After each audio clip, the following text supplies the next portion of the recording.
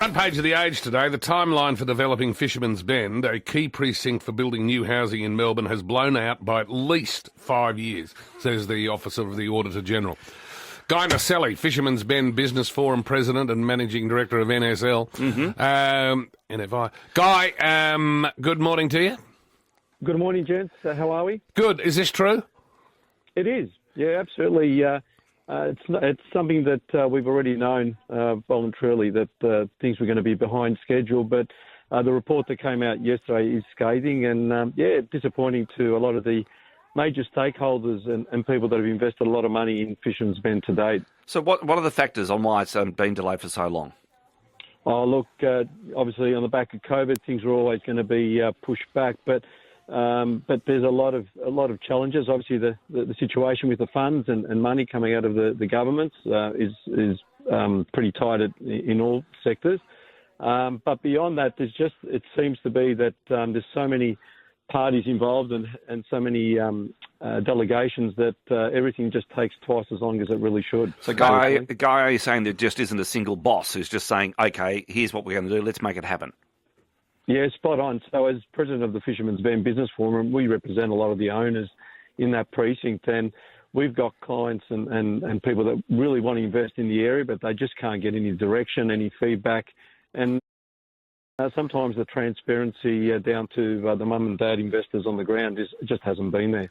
Okay, after he was elected in 2014, Daniel Andrews promised to fix Fisherman's Bend, delivering the following things. Can we just tick off to see whether you've got them yet, Guy?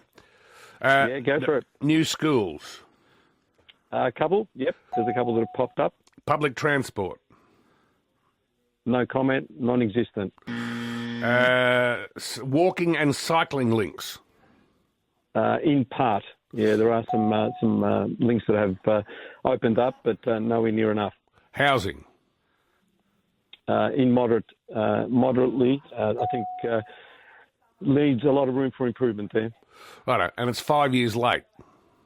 It is, but this 5 years has been pushed back somewhat. I think it was originally the timeline was 2020, went to 2035, and at some stage now it's been pushed back to 2055.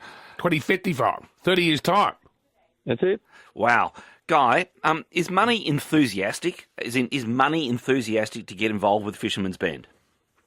Absolutely. So when I'm not the president of Fisherman's Bend, I run a commercial real estate agency, and we have so many investors that are looking to put money into Fisherman's Bend, develop, but unfortunately they just can't see any of the blue sky ahead. And that's always going to be a factor in investing into the area. Any fish there?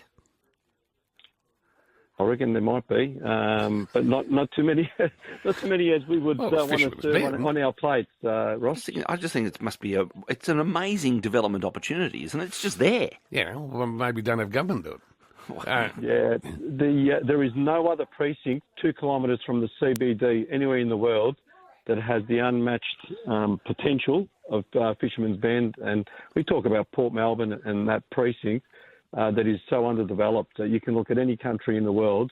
It's ludicrous that we can't get a train or a tram out of the CBD 2 kilometres out, and it's a sad situation at the moment.